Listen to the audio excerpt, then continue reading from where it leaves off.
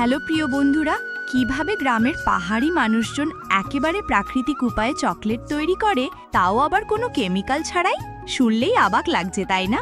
সবচেয়ে আগে আমরা নিই কিছু টাটকা গম, একদম সোনার মতো ঝকঝকে। সেগুলো সারা রাত পানিতে ভিজিয়ে রাখি, যেন ভেতরের শক্তি জেগে ওঠে। সকালে সেই ভেজানো গম জল থেকে ছেঁকে নিয়ে কলার পাতাতে ছড়িয়ে দিই, যেন তারা শ্বাস নিতে পারে। তারপর দুদিন ঢেকে রাখি, কিন্তু প্রতি কয়েক ঘন্টায় হালকা জল স্প্রে করে দিই, যাতে অঙ্কুর গজায়। এই ছোট্ট অঙ্কুরগুলো যেন নতুন প্রাণের জন্ম।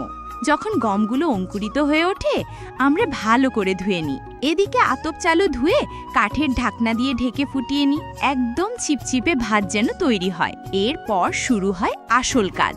অঙ্কুরিত গম কুচি কুচি করে কেটে সেই গরম আতপ চালের সাথে মিশিয়ে দিই, আর হালকা জল দিয়ে ভালো করে মেশাই, যেন একটা প্রাণবন্ত মিশ্রণ তৈরি হয়। এবার সেই মিশ্রণ 1 ঘন্টা ঢেকে রেখে দিই। বিশ্রামের দরকার সবার, তাই তো?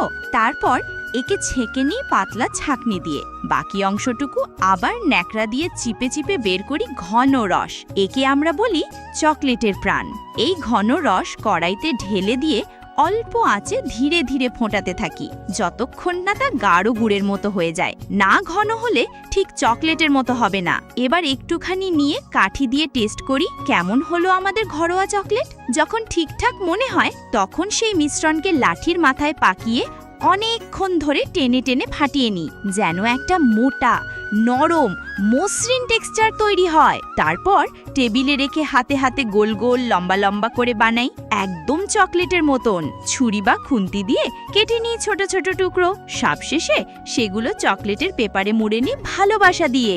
ব্যাস তৈরি আমাদের একদম প্রাকৃতিক, কেমিক্যাল ফ্রি, ঘরোয়া পদ্ধতিতে বানানো চকলেট। স্বাদে, গন্ধে, ভালোবাসায় ভরা।